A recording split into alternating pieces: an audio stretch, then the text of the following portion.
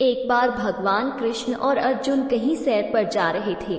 इस दौरान उन दोनों के बीच बातचीत भी हो रही थी। तभी बातों बातों में कृष्ण ने कर्ण को सबसे बड़ा दानी कह डाला। इस पर अर्जुन ने कृष्ण से कहा कि क्यों कर्ण को दानवीर कहा जाता है और अर्जुन को नहीं, जबकि दान अर्जुन भी बहुत करते हैं। ये सुनकर भगवान कृष्ण को अर्जुन में उसके अपने दान का अहंकार महसूस होता दिखा। तब कृष्ण ने कहा, तुम मुझे कल प्रातः मुझसे मिलना।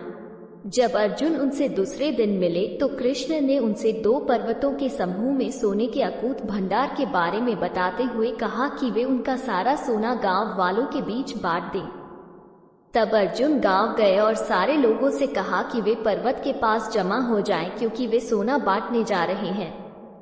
ये सुन गांव वालों ने अर्जुन की जय जयकार करनी शुरू कर दी और अर्जुन छाती चौड़ी कर पर्वत की तरफ चल दिए। 2 दिन और 2 रातों तक अर्जुन ने लगातार सोने के भंडार को खोदा और सोना गांव वालों में बांटा। इसी बीच बहुत से गांव वाले फिर से कतार में खड़े होकर अपनी बारी आने का इंतजार करने लगे। अर्जुन अब तक थक चुके थे। उन्होंने कृष्ण से कहा कि अब वे थोड़ा आराम करना चाहते हैं और इसके बिना वे अब खुदाई नहीं कर सकेंगे।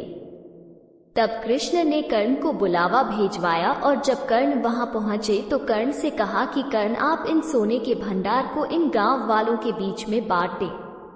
कर्ण ने सारे गांव वालों को बुलाया और कहा कि ये दोनों पर्वत में सोने से भरे भंडार उनके ही हैं और वे आकर सोना प्राप्त कर ले, और ऐसा कहकर वो वहां से चले गए।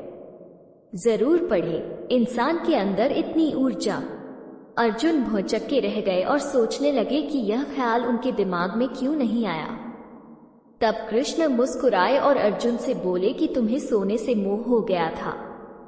तुम गांव वालों को उतना ही सोना दे रहे थे जितना तुम्हें लगता था कि उन्हें जरूरत है, इसलिए सोने को दान में कितना देना है इसका आकार तुम तय कर रहे थे। लेकिन कर्ण ने इस तरह से नहीं सोचा और दान देने के बाद कर्ण वहां से दूर चले गए।